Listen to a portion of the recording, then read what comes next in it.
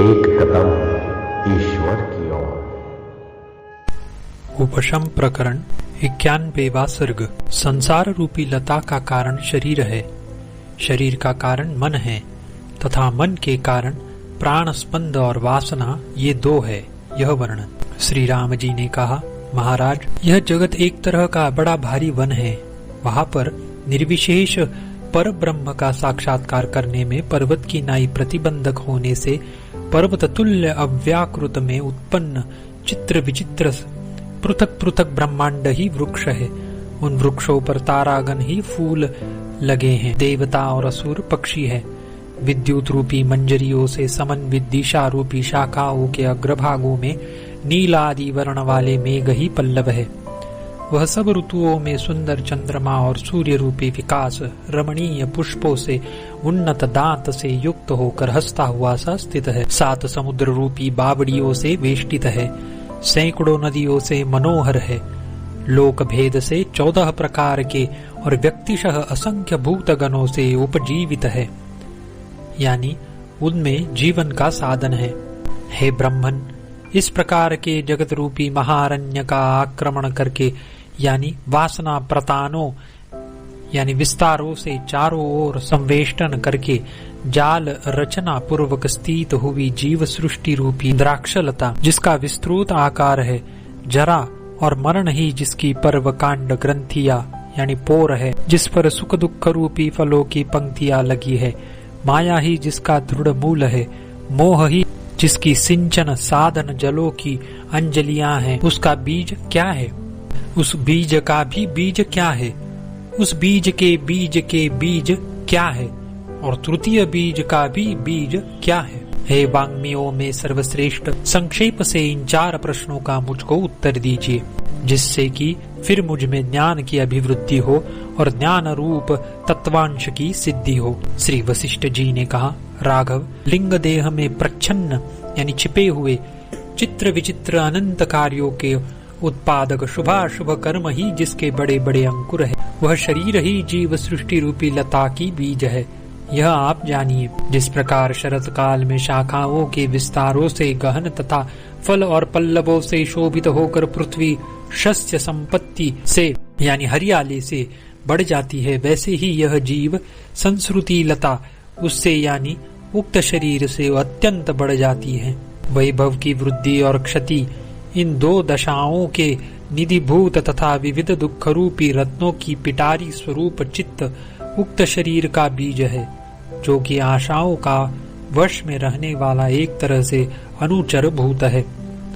एकमात्र तथोक्त सर्वोपरि चित्त से ही यह वर्तमान भूत और भविष्यत के शरीर समूह उत्पन्न हुए हैं, और यह बात सबको स्वप्न के इस भ्रमोग में स्वयं अनुभूत होती है। रघुश्रेष्ठ, जिस प्रकार मुमुक्षु मरणासन्न पुरुष के उत्पात प्रदर्शन संकल्प से युक्त चित्त से ही जरों के आदि से युक्त तथा सुंदर आकार वाला गंधर्व नगर उत्पन्न होता है, वैसे ही तत्त शरीर संकल्प से युक्त चित्त से ही तत्त शरीर उत्पन्न होते हैं। हे श्री राम जी, संपूर्ण उपचारों से परिपूर्ण जो मिथ्या जगत का स्वरूप दृश्यता को प्राप्त है, वह चित्त से उस प्रकार उत्पन्न होता है जिस प्रकार मृतिका से घट आदि स्वरूप उत्पन्न होते हैं। राघव, अनेक तरह की वृत्तियां धारण करने वाले चित्त रूपी वृक्ष के 2 बीज है, और एक प्राण परिस्पंद और दूसरा दृढ़ वासना। जब हृदय की नाड़ियों में संचरण के लिए उद्युक्त होकर प्राणवायु अपना व्यापार करने लगता है, तब चेतन विकार प्रायः चित्त तत्काल ही उत्पन्न होता है। जब बाह्य पदार्थों के अनुभव से जिन संस्कारों का उद्बोधन होने के कारण 72,000 नाड़ी मार्गों के छिद्रों में प्राण अपना व्यापार छोड़ देता है, तब उससे चित्त अंदर उत्पन्न नहीं होता। यह प्राण प्रस्पंदन स्वरूप ही इस प्रकार का जगत नामधारी पदार्थ चित्त के द्वारा उस प्रकार लक्षित होता है, जिस प्रकार आकाश में नीलत्व आदि लक्षित होते हैं। समष्टि प्राण स्पंदन के विषय में उपरत उस चिति की शांति यानी निष्क्रियता ही शांति अर्थात जगत प्रलय या मोक्ष कहा जाता है। प्राण के स्पंदन से संवित करतल से विताड़ित गेंद की नाई ऊपर नीचे होती रहती है। श्री राम जी, प्राण स्पंदन से बोध को प्राप्त हुई संवित देहों में चक्राकार आवर्तों से उस प्रकार प्रस्फुरित होती है जिस प्रकार करतल से विताड़ित गेंद आंगन में चक्राकार आवर्त से प्रस्फुरित होता है। जिस प्रकार सूक्ष्म से सूक्ष्म स्वरूप वाली गंधलेखा वायु से बोधित होती है, वैसे ही सूक्ष्म से सूक्ष्मतर आकार वाली सत्स्वरूपिणी सर्वगता संवित प्राण स्पंदन से बोधित होती है। हे राघव, संवित की विक्षिप्तता न होने पर मोक्ष रूप सर्वातिशायी कल्याण प्राप्त होता है। यह आप जानिए। क्षोभ हेतु प्राण स्पंदन का जहाँ पर प्राणायाम के अभ्यास से विनाश हो जाता है, वहाँ पर क्षोभ होता ही नहीं है। भली प्रकार उदित हुई संवित तत्काल ही बाह्य विषयों की ओर रागवश चली जाती है। तदनंतर उनके उपभोग के संवेदन से चित्त को अनंत दुख उत्पन्न होता है। जब संवित बाह्य विषयों में उदासीन होकर आत्मबोध के लिए उद्युक्त होती है, तब प्राप्त करने योग्य वह निर्मल मोक्ष रूप पद प्राप्त हो जाता है। हे श्री रामचंद्र जी, इसीलिए जिस प्रकार मूढ़ पुरुष प्राण परिस्पंदों से तथा रागातिशय के द्वारा वासनाओं के उत्पादनों से संवित को विस्तृत तत्व प्रयुक्त मनस्त्व की संपत्ति से युक्त करते हैं, उस प्रकार यदि आप संवित को विस्तृत नहीं करते हैं तो जन्म आदि समस्त विकारों से शून्य होकर मुक्त ही हो जाएंगे। श्री राम जी, संवित की स्थूलता को आप चित्त जानिए। संवित की स्थूलता रूपी उसी चित्त ने इस अनर्थ जाल का विस्तार किया है, जिसने कि मनुष्य जीवों को खंडित और जर्जर कर डाला है। योगी लोग चित्त की शांति के लिए योग शास्त्र में बतलाए गए प्राणायाम, ध्यान तथा सद्गुरु के संप्रदाय आदि से सिद्ध युक्त कल्पित शांति कारक उपायों के अभ्यास से प्राण का निरोध करते हैं। हे श्री राम जी, बड़े बड़े विद्वान लोग प्राण निरोध को ही चित्त शांति रूप फल का दाता, उत्तम समता का हेतु, 6 प्रकार के ऐश्वर्यों से युक्त तथा संवित की स्वस्थता कहते हैं। हे राघव, ज्ञानी पुरुषों के द्वारा भली प्रकार उपदिष्ट तथा स्वयं अनुभूत वासनाओं से जीवन पर्यंत उज्जीवित इस चित्त की दूसरे प्रकार से उत्पत्ति सुनिए।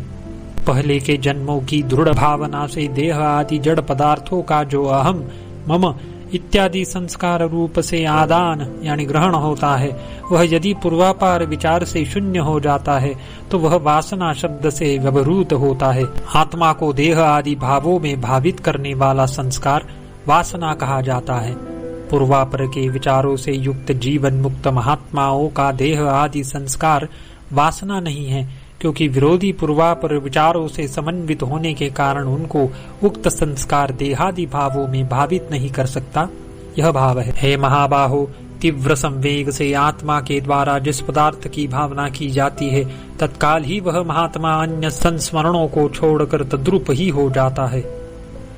वासना के द्वारा अत्यंत वशीकृत उस भावना से भावित वह पुरुष जिस किसी को देख लेता है, उस सबको वह यह सत वस्तु है इस प्रकार मोह कर लेता है। वासना के वेग से पुरुष अपने रूप को छोड़ देता है, और जिस प्रकार मदिरा के मद से दुष्ट दृष्टि होकर वासना के द्वारा उपस्थापित समस्त भ्रांत जगत के रूप को देखता है, आत्म मिथ्या ज्ञान से युक्त हुए पुरुष भीतरी वासनाओं से वशीकृत होकर विष से वशीकृत पुरुष की नाई अनेक मानसी आपत्तियों से विकल रहता है। हे श्री राम जी, जिससे अनात्म वस्तु में आत्मत्व बुद्धि रूप अयथार्थ ज्ञान और अवस्तु में वस्तुत्व रूप अयथार्थ ज्ञान होता है, उसको आप चित्त जानिए। हे भद्र, दृढ़ अभ्यास के कारण देह आदि पदार्थों में अहम, मम आदि आत्मध्यास रूप एकमात्र वासना से ही जन्म, जरा और मरण में हेतुभूत अति चपल चित्त की उत्पत्ति होती है।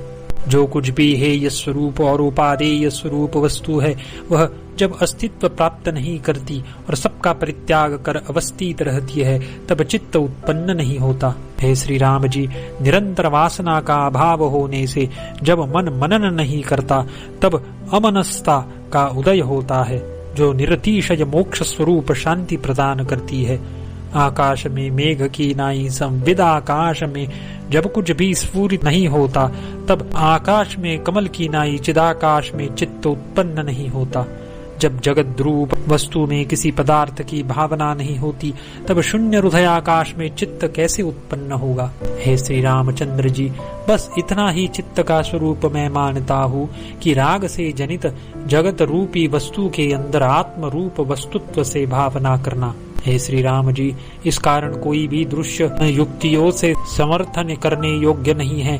इस प्रकार की भावना कर रहे तथा आकाश कोश की नाई अति स्वच्छ आत्म पदार्थ में चित्त का उदय कैसे होगा। हे श्री राम जी, बाह्य वस्तुओं से अस्मरण रूप निरोध योग का अवलंबन करने से समस्त दृश्यों के परिमार्जन स्वरूप अभाव का संपादक पारमार्थिक आत्म दर्शन से जो स्वरूप आविर्भूत होता है वह अचित्त कहा जाता है। हे श्री राम जी, भीतर से सब कुछ का परित्याग कर सुशीतल ब्रह्म रूप आशय में लगा हुआ जो चित्त है वह कदाचित वृत्ति से युक्त हो गया तो भी वह असत स्वरूप ही है। हे श्री राम जी, जिस महामती पुरुष को संस्कार से जनित विषय रसास्वाद के संस्मरण से विषयानुरक्ति उत्पन्न नहीं होती, उस महामती पुरुष का चित्त अचित्त रूपता को तथा विशुद्ध सत्व को यानी पटभस्म की नाई अवशिष्ट अधिष्ठान भूत सत्ता को प्राप्त हुआ है, ऐसा कहा जाता है। जिस महापुरुष में पुनर्जन्म की उत्पादक वासना है नहीं, वह चक्र की भ्रमी के सदृश जगत के व्यवहार में निरत होता हुआ भी जीवन मुक्त और सत्वस्थ है। तात्पर्य यह है कि जिस प्रकार कुम्हार के व्यापार के अभाव में भी चक्र का भ्रमण तब तक होता रहता है जब तक कि उसमें संस्कार यानी वेग रहता है, उसी प्रकार अविद्या के क्षीण होने पर भी संस्कार के अवशिष्ट रहने से जीवन मुक्त शरीर और उसका व्यवहार दोनों प्रारब्ध भोग पर्यंत विद्यमान रहते हैं। इन महानुभावों की वासना भूंजे बीज के सदृश पुनर्जन्म से शून्य और रस से वर्जित यानी विषयानुरक्ति से रहित है। वे महानुभाव जीवन मुक्त होकर अवस्थित रहते हैं। हे श्री रामचंद्र जी, जिनका चित्त सत्व रूपता प्राप्त कर चुका है, ऐसे ज्ञान के पारंगत हुए वे महात्मा अचित्त शब्द से व्यवहृत होते हैं। प्रारब्ध का क्षय हो जाने पर वे चिदाकाश स्वरूप हो जाते हैं। हे श्री राम जी, चित्त के दो कारण हैं, एक प्राण स्पंदन और दूसरा वासना। उन दो कारणों में से किसी एक का विनाश हो जाने पर तत्काल दोनों नष्ट हो जाते हैं। हे श्री राम जी, जैसे घटाकाश के द्वारा जल का स्वीकार करने में घट और जलाशय दोनों मिलकर कारण होते हैं, वैसे ही चित्त की उत्पत्ति में ये दोनों परस्पर मिलकर ही कारण होते हैं, एक कारण नहीं होता। श्री राम जी, केवल एकमात्र घनीभूत वासना ही बलपूर्वक पुनर्जन्म उत्पन्न नहीं करती। ये प्राण स्पंदन और वासना दोनों तिलों में तेल की नाई एक दूसरे के भीतर स्थित है और बीजांकुर न्याय से काल की अपेक्षा रखने वाले क्रम से युक्त होकर एक दूसरे का कारण है। जब आनंद और पवन दोनों वासना स्वरूप हो गए, तब उन्होंने साथ मिलकर ही चित्त का उत्पादन किया। वे पुष्प में सुगंधी तथा तिल में तेल के समान व्यवस्थित है, इसीलिए एक दूसरे का एक दूसरा आश्रय और एक दूसरा का एक दूसरे हेतु हो जा सकता है। अनावस्था दोष का प्रसंग नहीं हो सकता। हे श्री राम जी, चित्त रूप बीज में वासना से ही प्राण स्पंदन होता है, प्राण स्पंदन से वासना होती है और उससे बीज का अंकुर क्रम उत्पन्न होता है। वासना का ऊर्ध्व गति स्वभाव होने से वह संवित के क्षोभकारक कर्म से प्राण स्पंदन का उद्बोधन करती है, उससे चित्त उत्पन्न होता है। स्पंदन धर्मवान होने से रुधगत राग और आदि गुणों की प्रेरणा करने वाला प्राण संवित का उद्बोधन करता है और क्रम से चित्त रूपी बालक उत्पन्न होता है। हे श्री राम जी, उस प्रकार वासना और प्राण स्पंद दोनों चित्त के कारण हैं। उनमें से किसी एक का क्षय हो जाने पर दोनों का और उनके कार्य चित्त का विनाश हो जाता है। हे श्री राम जी, सुख और दुख के मननात्मक स्पंदन से युक्त शरीर रूपी महान फल से समन्वित कार्य रूपी पल्लवों से पूर्ण आकार को धारण करने वाला तृष्णा रूपी काले सांपों से वेष्टित राग तथा रोग रूपी बगुलों का आश्रय अज्ञान रूपी दृढ़ मूल से संयुक्त इंद्रिय रूपी पक्षियों से अक्रांत चित्त रूपी वृक्ष को क्षीणता प्राप्त वासना उस प्रकार गिरा देती है जिस प्रकार काल से परिपक्व फल को वायु प्रवाह गिरा देता है। हे श्री राम जी, समस्त दिशाओं को मलिन करने वाली, पूर्ण चैतन्य रूपी, अखिल दर्शन को ढक देने वाली, चंचल मेघ के सदृश आकार वाली, अज्ञान रूपी झाड़ू से आविर्भूत, तृष्णा रूपी तृणखंडों से व्याप्त, स्तंभ के सदृश आकार वाली देह से युक्त, प्रस्फुरित हो रहे स्वल्प स्वल्प वृत्तियों से क्षुब्ध, सब दिशाओं में उड़ने में दक्ष और भीतर में स्थित ब्रह्म के प्रत्यक्षीकरण में असमर्थ, पवन से उड़ाई गई चित्त रूपी धूलि प्राण स्पंदन के निरोध से अनायास क्षण भर में विलीन हो जाती है।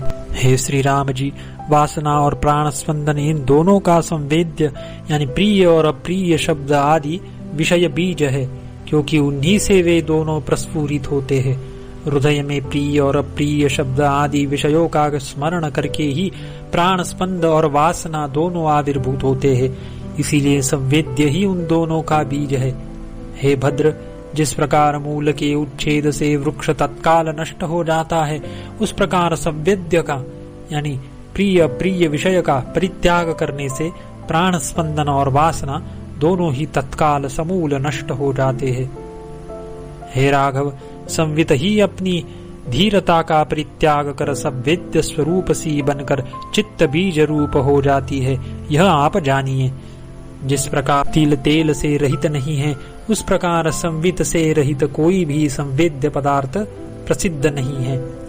न बाहर और न तो भीतर कोई भी संवेद्य संवित से अलग रहता है। अपने संकल्प से संवित ही प्रस्फुरित होती हुई स्वयं संवेद्य को देखती है।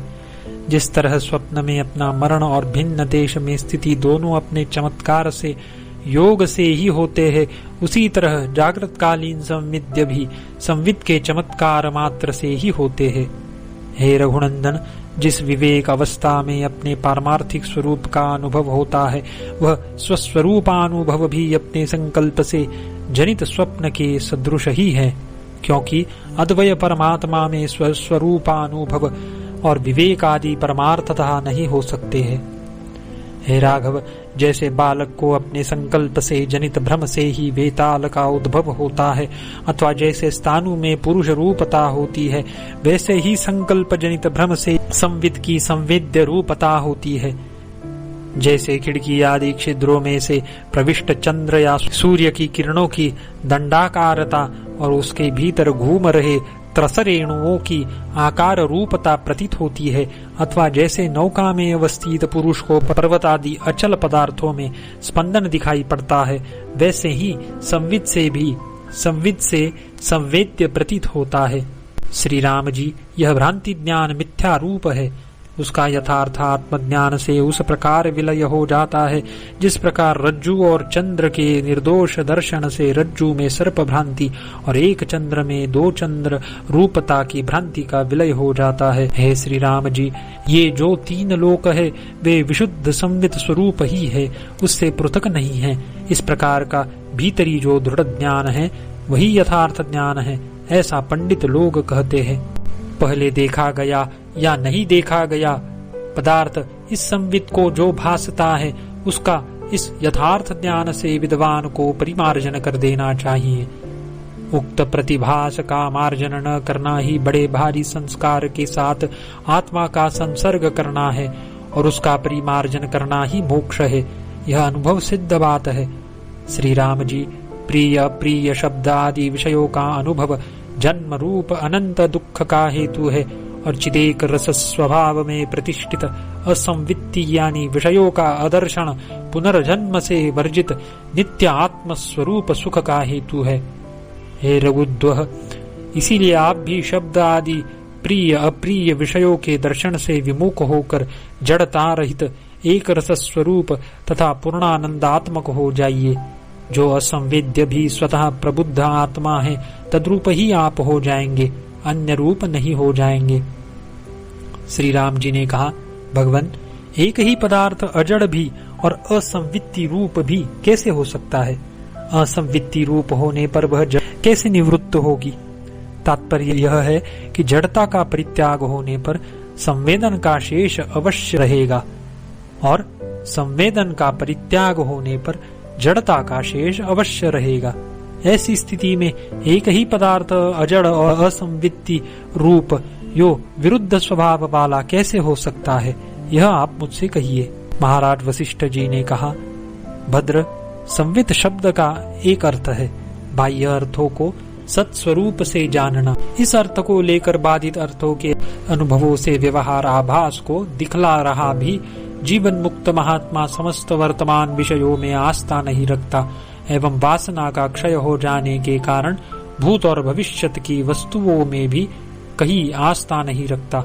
इसीलिए किसी भी वेद्य को सत्य रूप से न जानने के कारण उतने अंश को लेकर काष्ठलोष्ट की नाई असंवित रूप और स्वतः जो प्रकाश चिदेक रस से पूर्ण होने के कारण अजड़ रूप कहा जाता है, यह तात्पर्यार्थ है।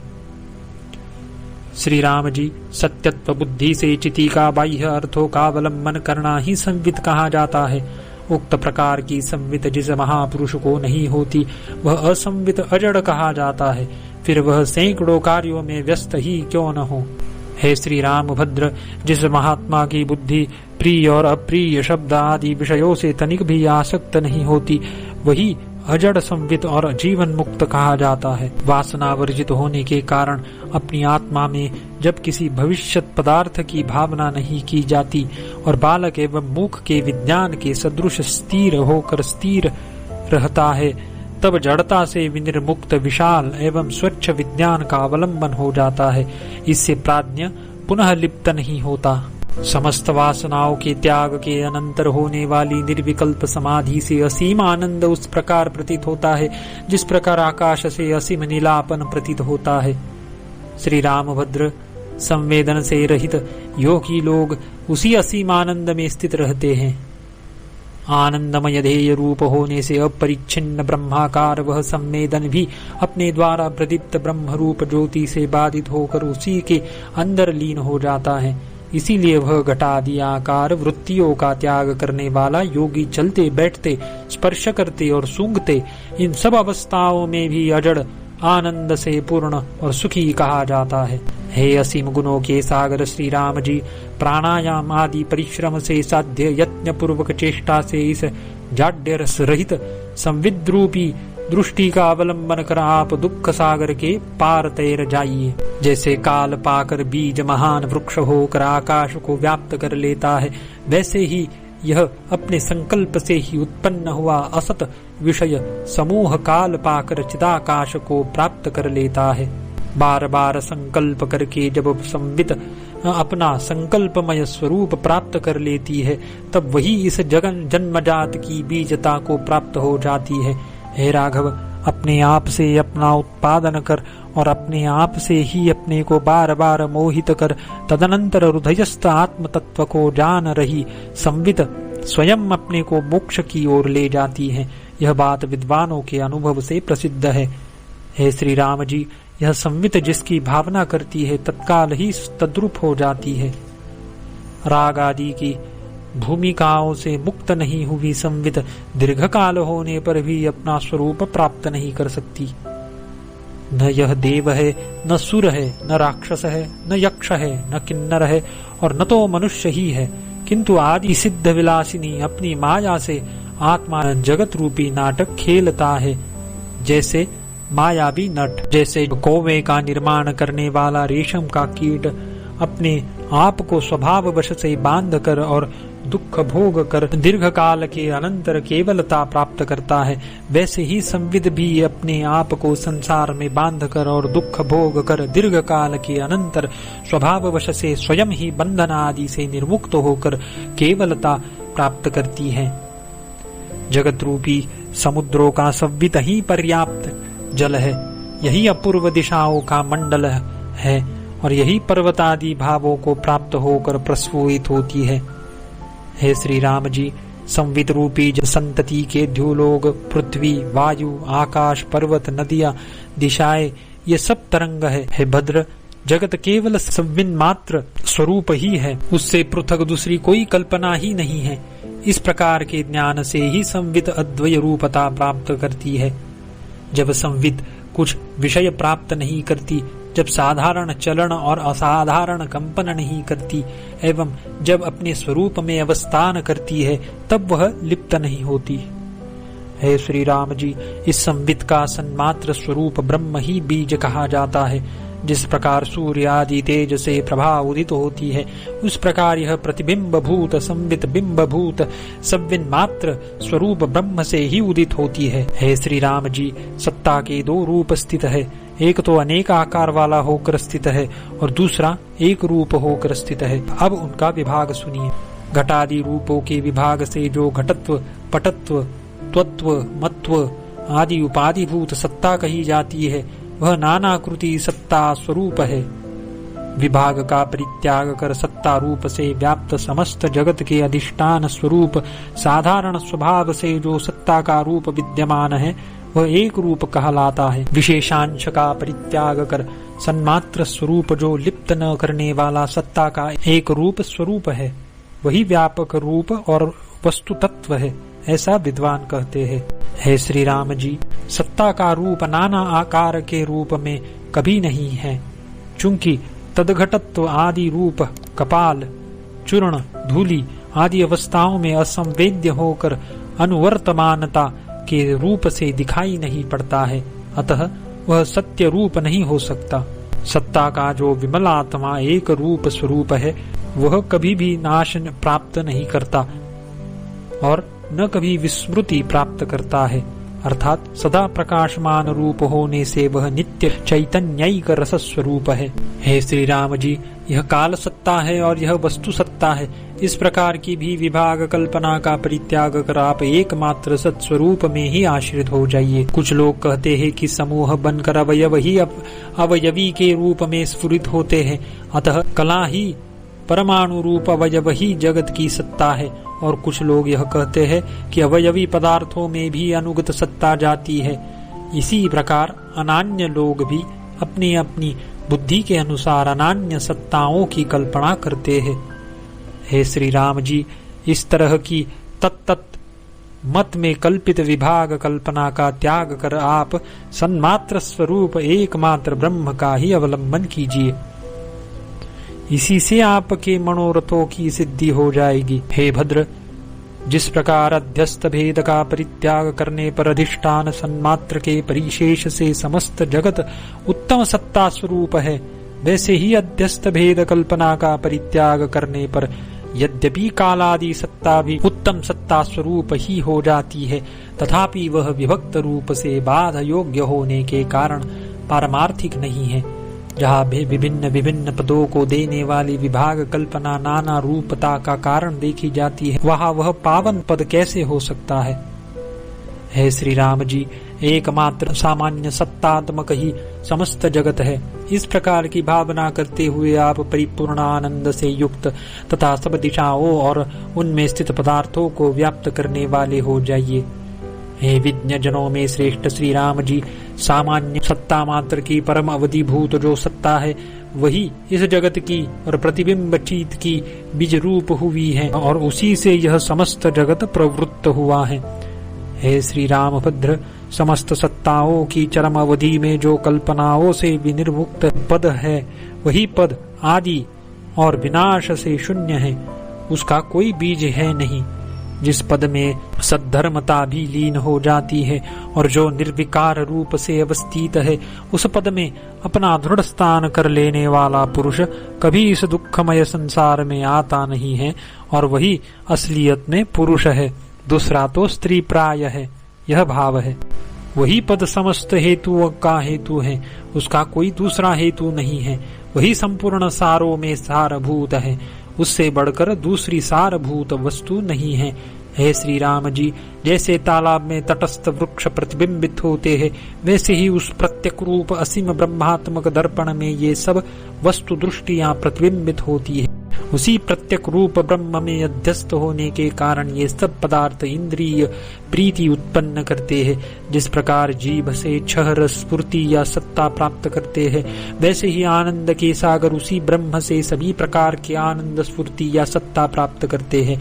चूंकि अस्वादु पदार्थ भी आनंद समुद्र ब्रह्म के संसर्ग से इंद्रिय प्रीति उत्पन्न करते हैं, इसीलिए वह चिदाकाश का पद यानी स्वरूप स्वादु और प्रिय पदार्थों के बीच में सबसे बढ़ चढ़कर आनंद रूप और प्रियतम है।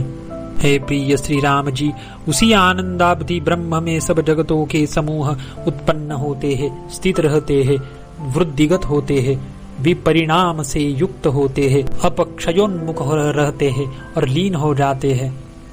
वह ब्रह्म भारी पदार्थों में अत्यंत भारी, हल्के पदार्थों में अत्यंत हल्का, स्थूलों में अत्यंत स्थूल और सूक्ष्मों में अत्यंत सूक्ष्म प्रसिद्ध है। वह दूर वृत्तियों में अत्यंत दूरतम, समीप वृत्तियों में अत्यंत समीपतम, छोटों में अत्यंत छोटा और बड़ों में अत्यंत बड़ा भी है। हे प्रिय श्री राम जी, वह सूर्य आदि तेजों का भी तेज, अंधकारों का भी अंधकार, वस्तुओं का भी वस्तु और दिशाओं का भी पर दिशा रूप है। वह ब्रह्मात्मक पदलोक में प्रसिद्ध कोई वस्तु रूप नहीं है और स्वल्प से भी स्वल्पतर प्रसिद्ध वस्तु रूप भी है। वह सत्ताश्रय यानी भावात्मक और असत्ताश्रय भी है। वह दृश्य रूप और अदृश्य रूप भी है। वह अहम रूप और अहम रूप नहीं भी है। हे निष्पाप श्री राम जी, संपूर्ण प्रयत्नों से उस परम पावन पद में जिस प्रकार आप स्थित हो उस प्रकार यत्न कीजिए। हे श्री राम जी, उक्त सत्ता सामान्य कोटि में स्थित वह पद निर्मल और विकार वर्जित है। वही आत्मा का पारमार्थिक स्वरूप है। उसका साक्षात्कार करने पर चित्त बाधित हो जाता है। इसीलिए जो ही आप एकमात्र व्यापक उक्त स्वरूप अवगत कर लेंगे, त्यो ही चिरकालिक अपुनरावृत्ति के लिए संसार रूप भय से निर्मुक्त परम पद स्वरूप ही हो जाएंगे। 91वां सर्ग समाप्त।